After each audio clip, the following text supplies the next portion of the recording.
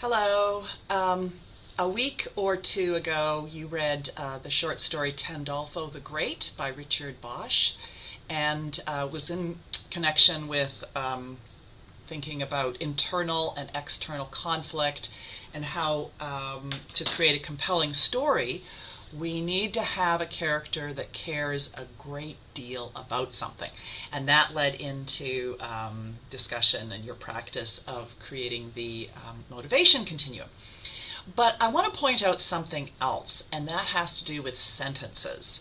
I haven't talked very much about sentences so far, but it's using sentences purposefully in terms not just of the words you choose, but also thinking in terms of the length of the sentences and their relationship to each other. So using those artfully for a particular purpose or to create a particular feeling. Okay, so I want to point out something in Tandolfo the Great, a moment in Tandolfo the Great, where Bosch does this quite amazingly. So if you have your book, right, Cardos, grab it, stop this little video, and go grab your book. And once you have your book, turn to page 207. And we're going to look at the paragraph at the very bottom of the page. And I'm going to read the paragraph to you, okay? So make sure you have your book. I want you to follow along. If you haven't got it, pause this video and go get it. Okay, I'm going to read this paragraph to you. And it's at that moment in the story where the birthday boy, remember the birthday boy who's such a little brat and refuses to cooperate. Okay. Nothing. No support from the adults.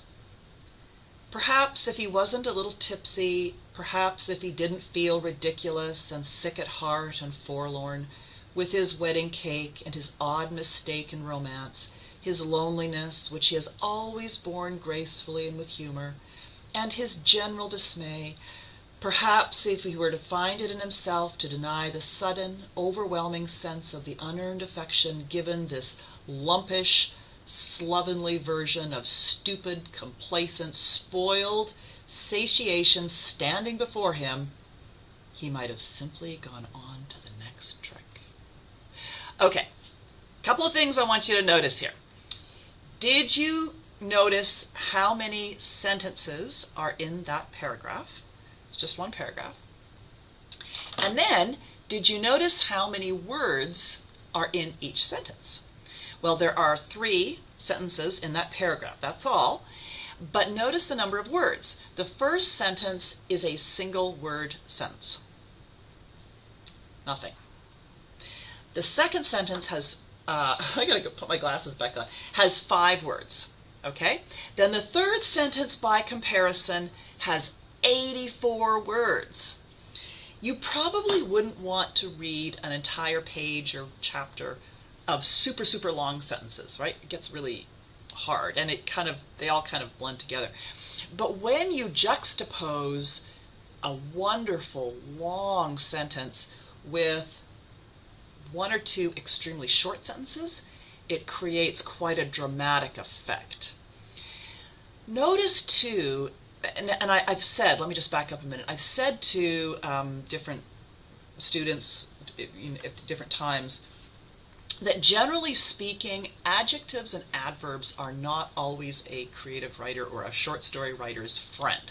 You don't want to be relying heavily, on adverbs and adjectives to convey what's going on. You want the action, the dialogue, the other aspects of your writing to convey emotion or description, not relying on just adverbs and adjectives. However, the use of adjectives and adverbs in this last long 84-word sentence are quite compelling and quite dramatic. It's almost as if Bosch has earned the right to pile them on. When you read this sentence, all of Tandolfo's frustration and angst are just piled on in one huge heap, right? This kind of sentence is called a periodic sentence, and that's because you have all of these dependent clauses kind of piled up at the front, and then you have the main clause at the very end. He might have simply gone on to the next trick. Now, technically that's not really accurate because we have a semicolon in there separating two independent clauses. But I would argue that the thrust of the sentence is that last little independent clause at the end. He might have simply gone on to the next trick. But so notice the construction of this sentence, this big sentence just kind of wraps all of Tandolfo's frustration and anger into one gorgeous big maelstrom of a dramatic sentence. But it works because it stands out, right?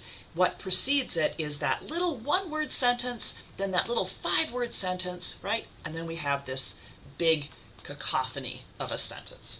Okay, so think about how to use sentences in your own work.